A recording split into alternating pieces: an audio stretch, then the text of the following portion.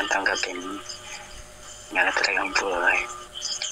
Bagay. Hindi talaga para sa Okay na din yun. At least, meron kang, at least andyan sa'yo yung mga anak nyo.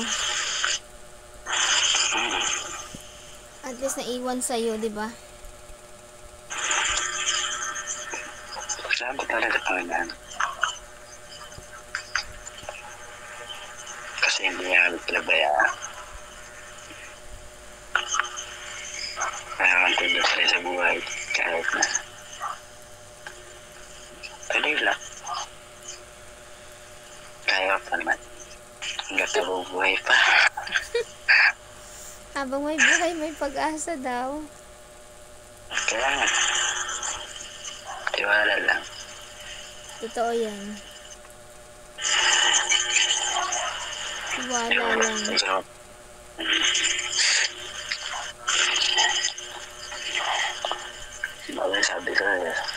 Sabi ko nga sa sarili ko, nung kasama ko ng asawa ko, nabubuhay ko nga dito.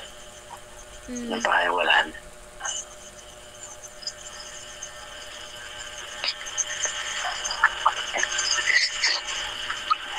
Kulot pala yung buhok mo, kulot.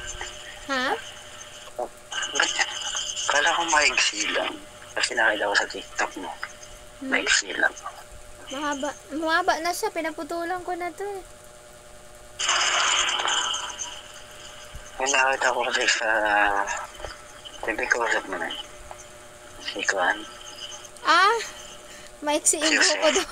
Itinupi ko siya. Tinupi mo ba? Itinupi ko yung parang kunyari short hair. Itinupi ko siya ba? Ganun. Parang Tapos sabi ko, bagay ba? Ay sabi ni Limay, bagay nga sa'yo maiksi. Ganun. Ganyan ko lang siya. Parang ganyan ko lang yung aking hair noon. Tapos sabi naman niya, bagay sa'yo, ganyan na lang. Ganyan ko lang. Katupi lang yun, nakaano lang. Hindi ko na magawa ngayon. Kulot siya tayo. Kulot. Kulot yung buhok. Kulot. Straight to dati, kaya lang lagi kong pinakukulot. Kaya na siya.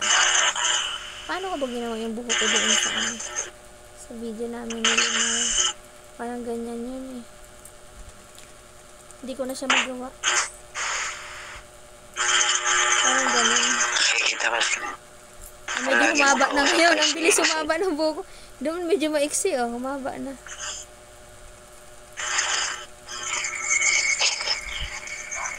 Bagay.